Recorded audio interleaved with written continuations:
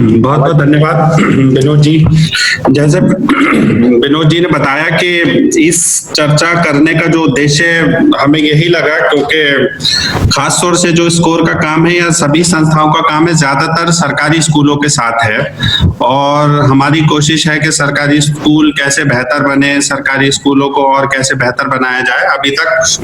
सब ज्यादातर सामाजिक संस्थाएं या एनजीओ या जितने भी सामाजिक संगठन हैं वो उसी मुद्दे पर काम करते हैं। बहुत ही कम ऐसे लोग हैं या सामाजिक संस्थाएं जो प्राइवेट स्कूल्स के बेहतर बनाने के लिए क्रियान्वयन या प्राइवेट स्कूल्स के साथ काम करते हैं। तो ये एक ऐसा एरिया था जहां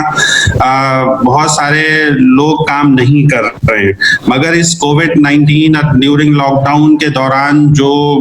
समस्याएं आ रही हैं बहुत सारे स्कूलों में, जैसे विनोद ने बताया, तो उत्तर प्रदेश में लगभग 54% बच्चे सरकारी प्राइवेट स्कूल्स में जा रहे हैं, जो कि ये पिछले कई सालों में काफी बढ़ा है। लगभग 7-8 सालों में पहले 36% बच्चे सरकारी प्राइवेट स्कूल्स में जाते थे, अब वो संख्या धीरे धीरे बढ़कर 54% हो गई है। तो अगर हम एक नजर से देखें तो प्राइवेट स्कूलों में सरकारी स्कूलों के मुकाबले ज्यादा बच्चे जाते हैं, मगर प्राइवेट स्कूलों के लिए कोई भी रेगुलेटरी मैकेनिज्म, कोई भी कॉम्प्रिहेंसिव पॉलिसी, कोई भी सरकार की तरफ से एक पिछले दिनों में जब ये सरकार बनी थी तो एक इससे पिछली सरकार में भी एक प्राइवेट स्कूल के लिए एक पॉलिसी बनाने की बात हुई थी, बट उस पर काफी सारा डिस्कशन हुआ, बट उसके बाद कुछ नहीं हुआ। फिर ये इस सरकार में भी ये एक पॉलिसी बनाने का डिस्कशन हुआ, कई सारे कंसल्टेशन में हम पार्टिसिपेट किए थे, कई सारे हमने सुझाव दिए थे कि कैसे उस पॉलिसी में क्या होना चाहिए। तो वो पॉलिसी भी अभी आधी अधूरी है, उसमें भी कोई बहुत कॉम्प्रिहेंसिव तरीके से या कुछ फाइनल नहीं हो पाया है। अभी जो ये पूरा लॉकडाउन के बाद, ये कोविड-19 के बाद जो हमें बहुत सारे हमारे रिलीफ डिस्ट्रीब्यूशन के दौरान, क्योंकि हम लखनऊ में और अलग अलग जिलों में राशन का काम है या फिर पका हुआ खाने की बात है या फिर ये सारे मुद्दों पे जब ये मजदूरों के साथ और परिवारों के, गरीब परिवारों के साथ राशन ये सारा काम कर रहे थे रिलीफ डिस्ट्रीब्यूशन का, तो उस दौरान बहुत सारे पेरेंट्स ने हमारे से चर्चा किया कि हमारे प्राइवेट स्कूलों से हमें मैसेज आ रहा है कि उनको फीस भरनी है, पूरी फीस भरनी है। दूसरी तरफ उनका सारा रोजगार छिन गया है, कोई रोजगार नहीं है, काम धंधे बंद हैं, चाहे वो दुकानदार हो, चाहे वो रिक्शा चलाने वाले हो, चाहे वो लारी पटरी लगाने वाले हो या पटरी दुकानदार हो या फिर छोटा मोटा बिजनेस करने वाले हो, या इवन मिडिल क्लास जो छोटी मोटी नौकरी मॉल में करता है या इधर दुकान पे करता है, या जो भी छोटी मोटी नौकरी करने वाला, या तीसरा और जो चौथा सेक्शन है वो सर्विस क्लास का है, जो प्रीमियम स्कूल्स में पढ़ते हैं, उनके भी बहुत सारे लोगों के मैसेज और बहुत सारी बात सामने आई कि प्राइवेट स्कूल कंटिन्यूअसली उनके ऊपर दबाव बना रहे हैं कि आप अपने बच्चे की फीस भरिए। और ऑनलाइन क्लासेस की बात फिर इस दौरान शुरू हो गई थी, तो ऑनलाइन क्लासेस कहीं कहीं पे थोड़ा थोड़ा व्हाट्सएप के माध्यम से या फिर गूगल के माध्यम से या जूम ऐप के माध्यम से अलग अलग क्लास स्कूल्स ने शुरू किया था। तो ये फीस उठाने का जो पूरा सिलसिला था पहले क्वार्टर में, चाहे वो अप्रैल मई जून की बात हो या उससे जनवरी फरवरी मार्च की बात हो, ये तीनों क्वार्टर, ये दोनों पिछले दोनों क्वार्टर्स में पेरेंट्स से फीस ली गई। और जिन पेरेंट्स फीस नहीं दे पा रहे थे या फिर नहीं दी पाई, तो उन बच्चों का स्कूल से या तो जो ऑनलाइन सिस्टम वो चल रहा था तो उनको नाम को एक्सक्लूड किया गया। तो हमारा यही है कि बिकॉज अभी पूरा आर्थिक जो पूरा मुद्दा है, आर्थिक जो परिस्थिति खराब है पूरे देश में और खासतौर से उत्तर प्रदेश जैसे राज्य में जहाँ पे 70 से 80% लोग गरीब जनता निवास करती है, ऐसे माहौल में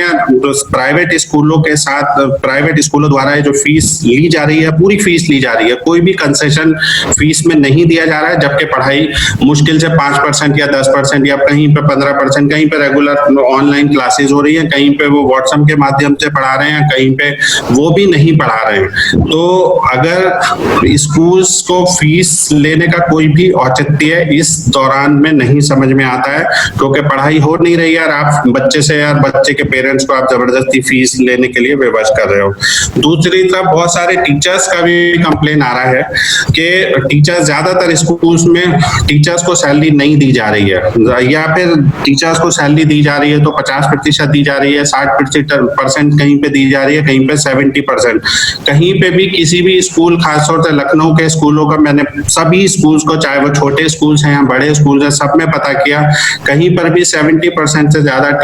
सैलरी टीचर्स को नहीं दी जा रही है। और टीचर्स को दूसरी तरफ उनको बोला जा रहा है कि आप अपने घर में व्हाइट बोर्ड खरीद के लाइए, लैपटॉप लेके आइए, वाईफाई का कनेक्शन लगवाइए, सो दैट कि आप अपने बच्चों को, जो अपनी क्लास के बच्चे हैं, उनको पढ़ाई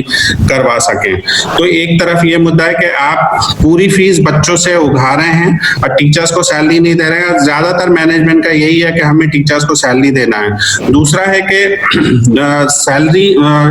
फीस लेने का जो सबसे बड़ा कारण है कि आप ट्यूशन फी भी ले रहे हैं, प्लस स्विमिंग पूल का चार्ज भी ले रहे हैं। लाइब्रेरी जबकि चल नहीं रही है, स्विमिंग पूल नहीं चल रहा है, ट्रांसपोर्टेशन नहीं चल रहा है, आपका कोई एसी का या बिजली पानी का कोई खर्चा नहीं है, तब भी आप 100% फीस क्यों ले रहे हैं? उसका कोई लॉजिक समझ में, किसी भी मैनेजमेंट से आप बात करिए, किसी के पास कोई लॉजिक नहीं है, क्योंकि हमें बस हमारी ये फीस है, हमें ये फीस लेनी है। तो हमारा यही कहना है कि अगर आपको फीस लेनी है, अगर आपको टीचर्स को, पियोन को, अपने स्टाफ को सैलरी देनी है, तो आप 50% लीजिए बच्चों से, पेरेंट्स से फीस, क्योंकि आपका बहुत सारे खर्चे अभी इस दौरान बच रहे हैं, चाहे वो ट्रांसपोर्टेशन का है, चाहे वो एसी का है, चाहे वो स्विमिंग पूल का है, लाइब्रेरी का है, या दूसरे और जो आपके कंटिजेंसी खर्चे होते हैं, सारे स्कूल्स के बच रहे हैं। तो आपको सैलरी देने के लिए अगर आपको फीस लेनी है तो आप 50% ले सकते हैं, ट्यूशन फी ले सकते हैं, 60% ले सकते हैं, या 70% ले सकते हैं। तो ये एक पूरा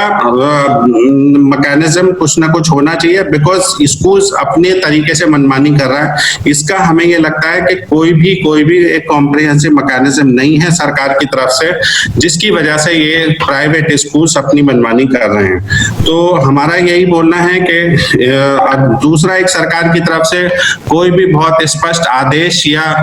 कोई भी रेगुलेटरी मैकेनिज्म नहीं स्टैब्लिश हुआ है। सरकार ने सिर्फ यही बोला है कि आप अपने नए साल में फीस नहीं बढ़ाएंगे, बट बहुत सारे स्कूलों में फीस भी बढ़ी है, बट उसके लिए अभी तक कोई मैकेनिज्म नहीं हुआ है। बहुत सारे स्कूलों में अगर जहां पर बच्चों ने फीस जमा नहीं की है, उन बच्चों के नाम काट दिए गए हैं, या फिर उनको बार बार मैसेज करके या फिर फोन करके धमकाया जा रहा है कि आप अपनी फीस, अपने बच्चों के फीस भर दीजिए, अदरवाइज तो आप अपने बच्चे का नाम कटवा लीजिए और हम दूसरे बच्चे जो लाइन में हैं उनको एडमिशन दे देंगे। तो ये एक पूरा माहौल है जिसकी वजह से पूरे जो खासतौर से मिडिल क्लास या लोअर मिडिल क्लास सोसाइटी है, जो समुदाय है, वो काफी पीड़ा में है, बहुत कठिनाई के दौर में है, क्योंकि एक तरफ उनका रोजगार, काम धंधा कुछ नहीं चल रहा है, दूसरी तरफ स्कूल से उनको बार बार दबाव आ रहा है। तो बहुत सारा साइकोलॉजिकल असर उनके पेरेंट्स पे, उनके बच्चों पर और इन सारी चीजों पर पड़ रहा है। तो आई थिंक ये एक ओवरऑल मुद्दा है, हमें सबको कलेक्टिवली सोचने की जरूरत है कि इस मुद्दे पर कलेक्टिवली साझी रणनीति क्या बनाई जाए, सरकार से क्या मांग किया जाए। हमारे साथ SCPCR की माननीय सदस्य भी हैं, उनकी भी जिम्मेदारी है कि वो राइट टू एजुकेशन या जो शिक्षा का पूरा सवाल है उसमें बच्चों के अधिकारों को सुनिश्चित करने के लिए तो SCPCR इसमें क्या पहल कर सकता है, राज्य सरकार क्या पहल कर सकती है। और ये जो पूरा एक प्रॉफिट मेकिंग, जो स्कूलों का जो प्राथमिक उद्देश्य था कि बच्चों को एक अच्छा इंसान बनाना, एक अच्छा नागरिक बनाना, वो ना होते हुए बच्चों को एक बिल्कुल एक प्रॉफिट मेकिंग शिक्षा व्यवस्था, जो प्राइवेटाइजेशन की तरफ हम जा रहे हैं और ये पूरी शिक्षा व्यवस्था एक प्रॉफिट के आधार पे खड़ी की जा रही है, तो उसको कहीं ना कहीं हमें उसको रोकने के लिए सबको साझी रणनीति हमें बनानी पड़ेगी। इसीलिए आज की चर्चा है और हमें अपेक्षा है कि सभी लोग अपना सुझाव दें, अलग अलग जिलों में क्या क्या परिस्थिति है उसकी भी बात करें। ये कोई एक बहुत भाषण या कोई इस तरह का डिस्कशन ना हो, एक डिस्कशन हो जिसमें हमें कलेक्टिवली अपनी रणनीति बनाकर आगे क्या किया जा सकता है इस मुद्दे पर, उसके लिए हम पहल कर सकें। धन्यवाद। धन्यवाद खालिद जी। खालिद जी की बात को आगे बढ़ाते हुए मैं एक दो आंकड़े शेयर करना चाहूँगा। अभी लॉकडाउन के ड्यूरेशन में स्कोर ने एक रैपिड सर्वे किया था जिसमें हम लोगों ने 3 स्टेक होल्डर्स को लिया था। अभी हम लोग जब इस बार का आरटी स्टेटस रिपोर्ट शेयर करेंगे, जो कि हम लोग 18 तारीख को हम लोगों ने एक डेट डिसाइड किया है आरटी स्टॉक टेकिंग के लिए, तो उसमें डिटेल से उस पर चर्चा करेंगे। बट उसके कुछ आंकड़े मैं आपको शेयर करना चाह रहा हूँ कि उस रैपिड सर्वे में ये बात निकल करके आई कि जो 80% पेरेंट्स हैं उनके पास में एंड्रॉइड मोबाइल्स नहीं है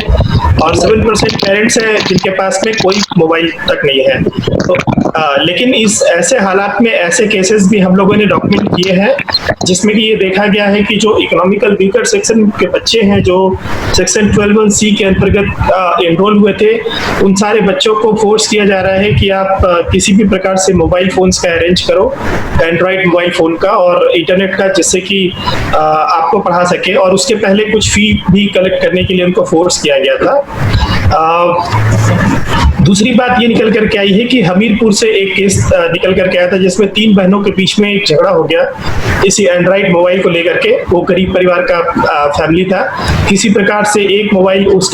फैमिली के पास में था और उस फाइट में एक बच्ची ने अपनी जान दे दी, सुसाइड कर लिया आपस में झगड़ा करने के बाद में। तो ऐसे केसेस निकल करके आ रहे हैं इस लॉकडाउन के ड्यूरेशन में, जबकि सरकार ने ये गाइडलाइन शुरू किया था कि फी हाइक कम से कम नहीं किया जाएगा,